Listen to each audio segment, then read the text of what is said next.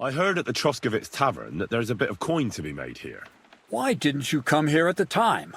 I was taken on by Radovan, the blacksmith from Takov.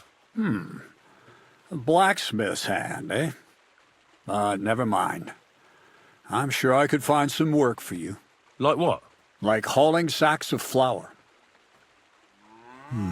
Well, I probably won't find anything better around here anyway. The sacks are in the barn, and the wagon is in front of it. I'll give you a groschen for every half-dozen you carry. You won't have to buy food. We'll take care of that. And you can sleep here, in the barn. But not on the sacks of flour, you understand? Or I'll tan your hide. Climb up to the loft with the others. Oh, fuck me. Careful what you wish for. Go on, get to work.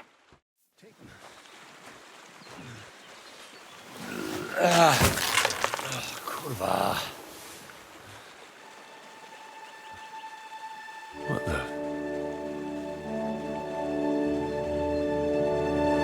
Have you got it done?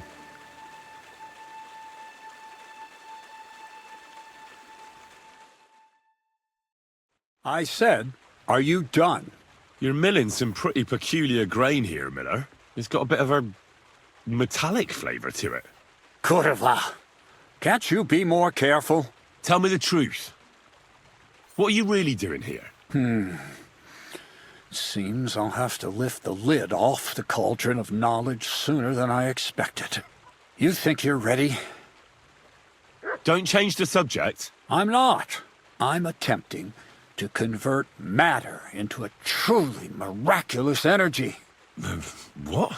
I understand. It seems impossible. I'm sure you're asking yourself what that has to do with the metal in the sacks. But we're only just scratching the surface. You see, for my experiment, I'll need something sinfully earthy. Something we'll have to appropriate. And that's something you can help me with, my curious apprentice. So thievery? Just like Peshek in Ratai. I should have known. Thievery? What a crude way of putting it. But a truthful one.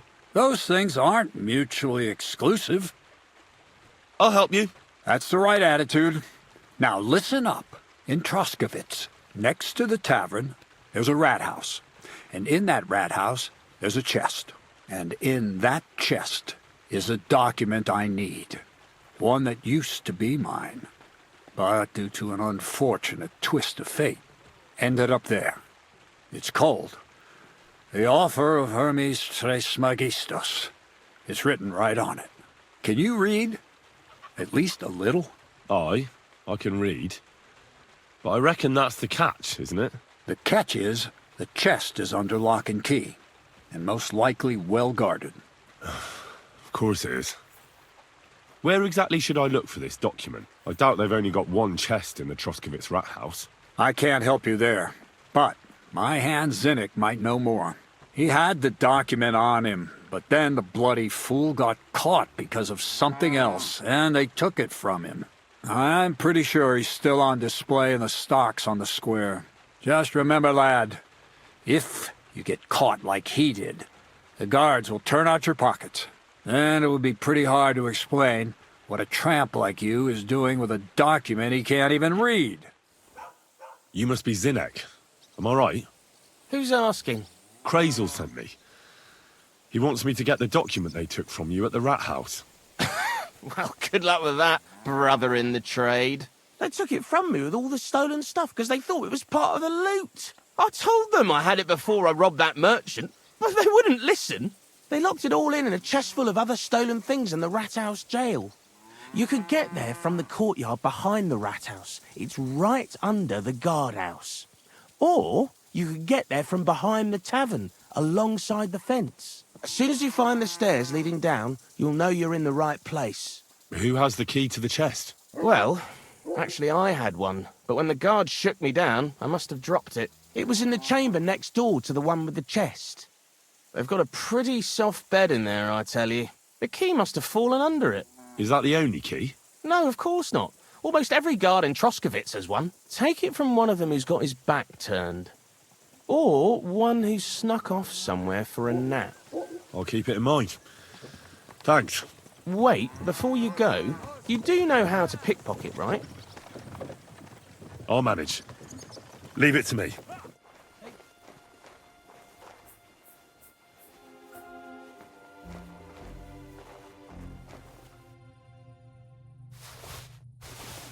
The offer of Hermes Trismegistos. That's Krayzl's document. I have that document from the rat house for you. Excellent. I knew I could count on you.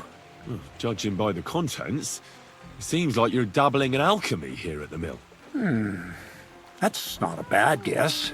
But don't forget about astrology, theurgy, transmutation, and a smidgen of demonology. Although that's something anyone with a grain of sense should avoid.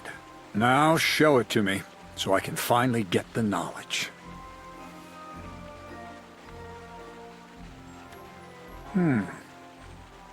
Good. Good. This will come in handy. Ah, yes. Of course. What now? That much? Going to need more. A lot more. Did you hear me? What now? Sorry. I got lost in thought. I owe you my thanks as well as reward for getting me the document. And maybe another little job? What do you say? Wait a moment. Supposing you first initiate me into the mysteries of your enchanting mill. This isn't any run-of-the-mill business, so to speak. I smell something devilish here. Devilish? Not at all. You guessed it. It's nothing less than high learning. Alchemy! And when I say alchemy, I mean real alchemy. Not some hocus-pocus brewing of potions for creaky joints and bellyache. Tell me more about it, then. Maybe I'll learn something useful. I suppose. You are my apprentice, after all. You deserve to know what all of this is leading to. Now, pay close attention. I want to make a golem out of dough. Then, using secret alchemical practices and theurgy, bring him to life. A golem, you say? Isn't that a kind of pie? What are you going to do with a living pie? Henry, a golem is a helper brought to life using divine words. A living statue endowed with massive strength. It can be made of clay, wood, stone, basically anything. I'll make one out of flour. Studying the Jewish Kabbals taught me a practice known as Maseh Bereshit. A mystic can use it to imitate the work of God. Just imagine. You know how helpful a golem would be at the mill? Carrying sacks, pulling wagons, standing guard. He wouldn't be much smarter than Zinnik, but he'd have the strength of 10 men. My word. That sounds incredible. I have to see it. So far, it's just all in my head. But if you're patient and help me, you'll see soon enough. It's in the interest of the advancement and prosperity of mankind.